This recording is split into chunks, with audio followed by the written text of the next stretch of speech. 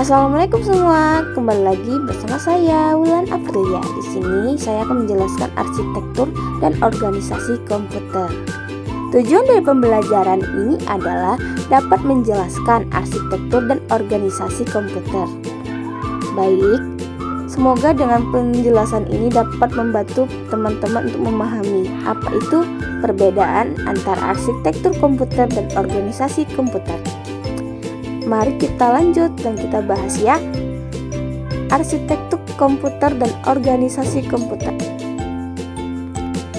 Arsitektur komputer adalah konsep perencanaan dan struktur pengoperasian dasar dari sistem komputer. Sedangkan organisasi komputer adalah unit operasional antar komponen penyusun sistem komputer dalam merealisasikan aspek arsitekturnya.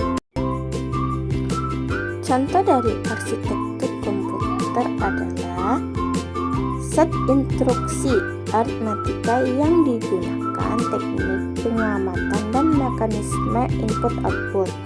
Selanjutnya, contoh dari organisasi komputer adalah hardware, teknologi hardware, perangkat antarmuka, teknologi memori, dan signal kontrol. Lanjut, dapat diketahui organisasi komputer dan arsitektur komputer adalah sebuah rancangan pada arsitektur komputer bisa direalisasikan jika terdapat organisasi komputer. Seperti apa arsitektur komputer tersebut? Nah, mari kita bahas. 1. Siapakah dia? Ada yang tahu? Dia adalah John von Neumann 1903 sampai 1957.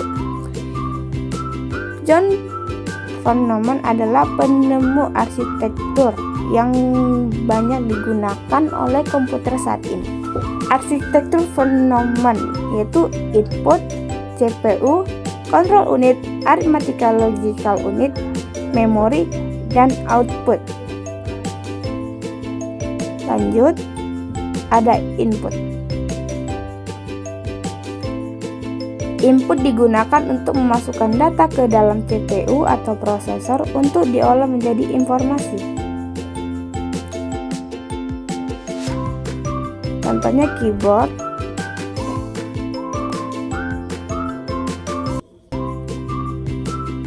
Dua, ada CPU. Control processor unit diproses dalam prosesor. Contohnya Intel Core i7 memasukkan data ke dalam prosesor untuk diolah menjadi informasi. Lanjut, control unit CU, arithmetical logical unit atau ALU. Control unit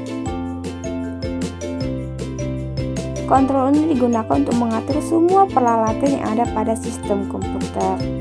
Contohnya ini ada RAM, mouse, keyboard. Control unit digunakan untuk mengatur satu, kapan CPU atau prosesor menerima data dari perangkat input.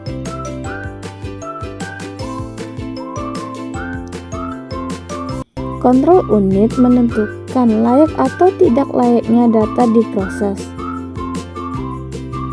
Kedua,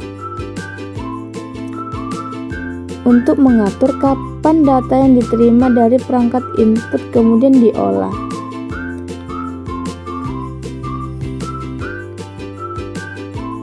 Control unit ini menentukan waktu masing-masing data yang masuk untuk diolah untuk bergantian. Yang ketiga, mengatur kapan data yang telah diolah ditampilkan pada perangkat output.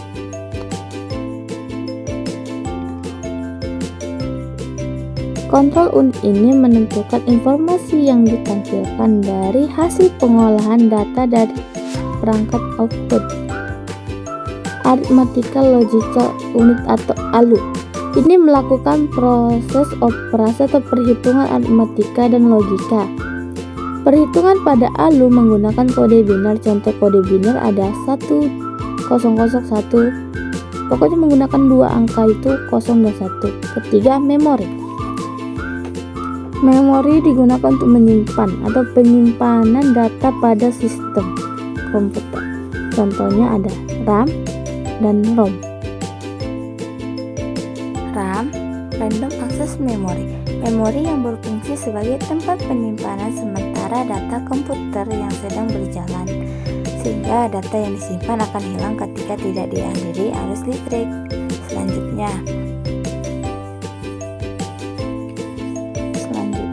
ada ROM atau Home Read Only Memory, memori yang menyimpan berbagai data yang ada pada komputer dan bersifat permanen, sehingga data tidak mudah hilang atau berubah walaupun aliran listrik dimatikan.